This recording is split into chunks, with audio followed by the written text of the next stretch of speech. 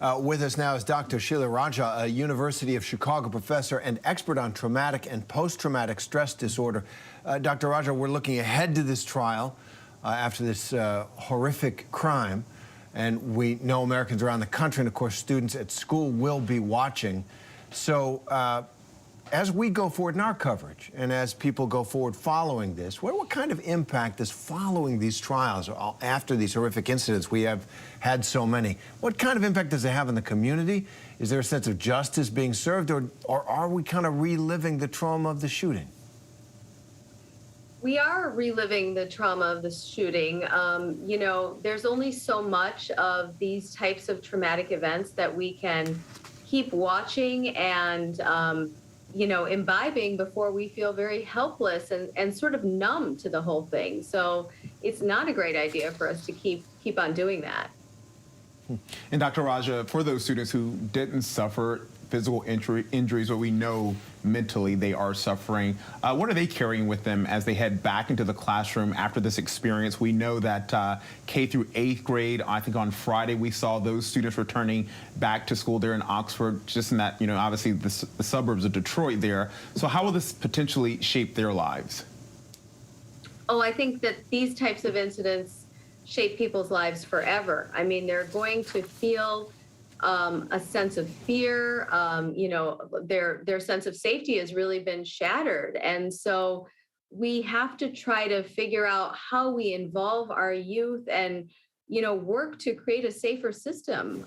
You know, students shouldn't feel unsafe when they're going to school. This is a lot for them to carry.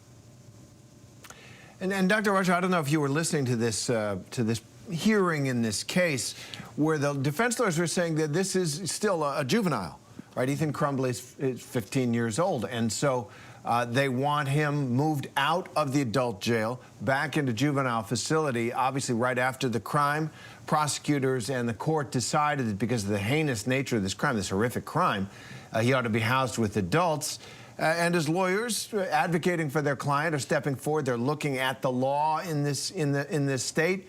And they're saying that he is not completely segregated from the adults. He can still hear the adults in that prison, and that the law of Michigan, you know, wants to make sure that any juvenile who must be housed in an adult jail is completely segregated.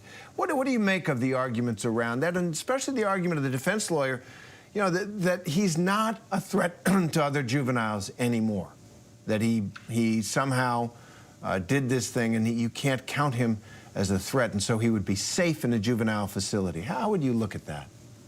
Yeah, I mean, that's, of course, I haven't evaluated him, so I don't know the particulars of, you know, Ethan Crumley.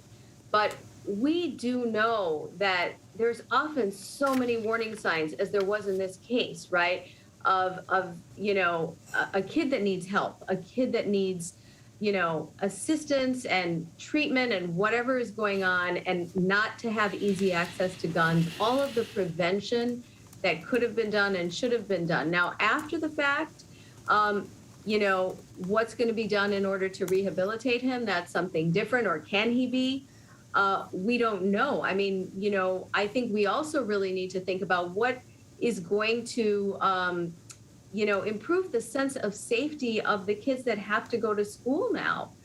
You know, how do they know that they're safe? They're the ones who are extremely, you know, traumatized and are going to carry that trauma with them for the rest of their lives. So we have to look at sort of, you know, yes, we have to focus on the, you know, the perpetrator, but we also have to focus on the victims here, and what do they need to be able to move forward and have a sense of normalcy, which it includes treatment, but also prevention in the future of these kinds of incidents that just keep on happening. Speaking of those victims, those survivors, Terry Austin, the prosecutor in this case, acknowledged the impact this would have on them and that community, including this charge of terrorism against Ethan Crumley. Can you talk about whether this has been done before, and could it set a precedent for the future? Will it be hard to prove? Yes, it has been done before. I mean, this is domestic terrorism. It's not often that you see this type of charge. Basically, it is when you have an event like this that is intended to intimidate the community, to intimidate civilians. And the prosecutor thought that this was severe enough to go ahead and add that count to the charges. Of course, you know, there are 24 charges here, including the 4 charges as far as the murders of the 4 individuals are concerned. But that terrorism count is a very serious count. It could set a precedent depending on how it turns out. And I think that it's showing we're looking at these incidents and trying to put a halt to it. We do not want to have any more mass shootings. The United States obviously has more mass shootings than any other country. So other than doing something about gun laws, we also need to treat what happens after the fact. We need to address those issues. And if we have charges where, and in this case, we are charging the parents, and in this case, there is a charge for terrorism, I think we will see across the country that setting that type of precedent will have an effect on future cases. I think parents will be more careful to make sure their guns are locked, to not buy guns for children, essentially. And so I do think the prosecution is doing the right thing here, Kenneth. I think that they are taking the law as far as they can. I think they believe they have the evidence to prove the case. And if, in fact, they can, I think we'll see a difference across the country. And Dr. Raja, since the Oxford shooting, there have been threats at multiple other schools. This is what we've got in America, essentially a plague of this. In Pennsylvania and in Northern Virginia, school was canceled because of threats made which weren't followed up on, but either pranks or people who are struggling, young people who are struggling. What can you say about the contagion, really, that we seem to have in this country around violence in our schools by our children? Yeah, we need to have better communication. A lot of times, academically, you know, kids might be struggling or emotionally.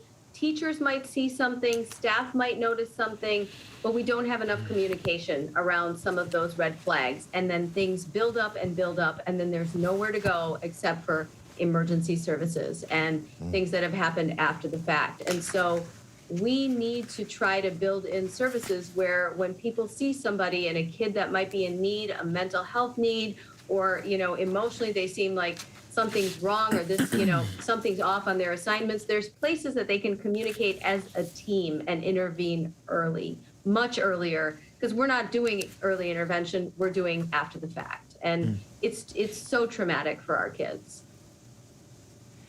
All right. Terry Austin, Dr. Sheila Raja, thanks very much for that.